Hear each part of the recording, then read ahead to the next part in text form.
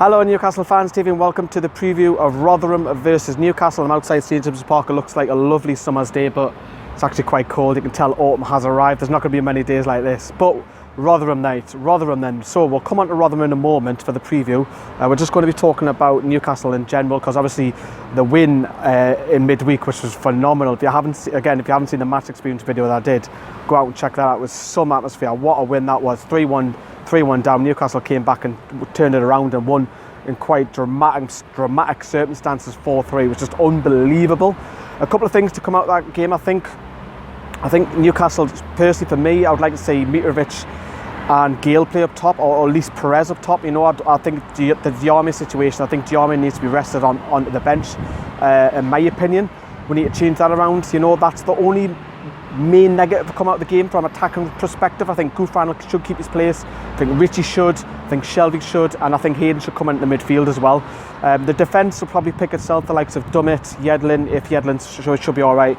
Kieran Clark at centre back alongside Lascelles as well, with probably Darlow to continue in goal.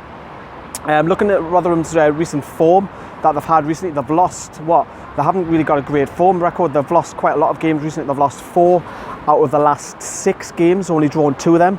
So they've got beaten off Huddersfield 2-1, they've been beaten off Cardiff 2-1, they've been beaten Blackburn 4-2, they drew Forest 2-2, Bristol City 2-2, and they've got beat off Barnsley 4-0. So they're not in a great form recently.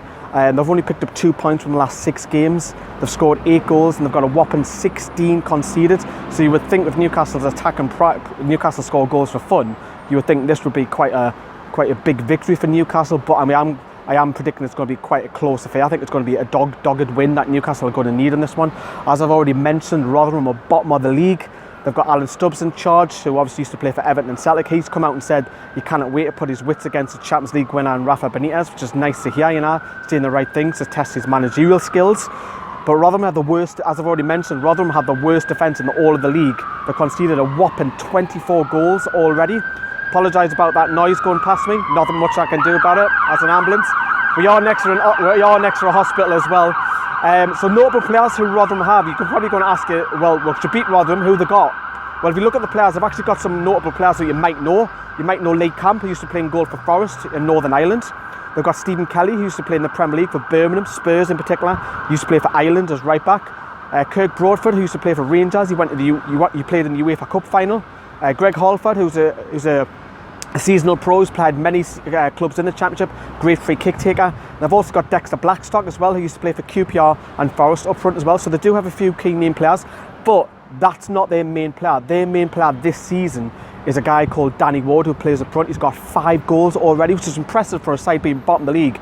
5 goals already so far, and we've only played 10 games. So a strike rate of 1 and 2. I think that's the only key worry that we need to keep an eye out. But you would think going to Rotherham, the New York Stadium, I've got a thing for New York, haven't I? You would think you would go to South Yorkshire and go out and probably win. I'm going to go for a 2-0 win for Newcastle. I got the scoreline right midweek, 4-3, which I was over the moon because I won that bet. But I'm going to go for Newcastle to win this 2-0. Let me know what you think in the comment section down below. And thanks for watching Newcastle Fans TV.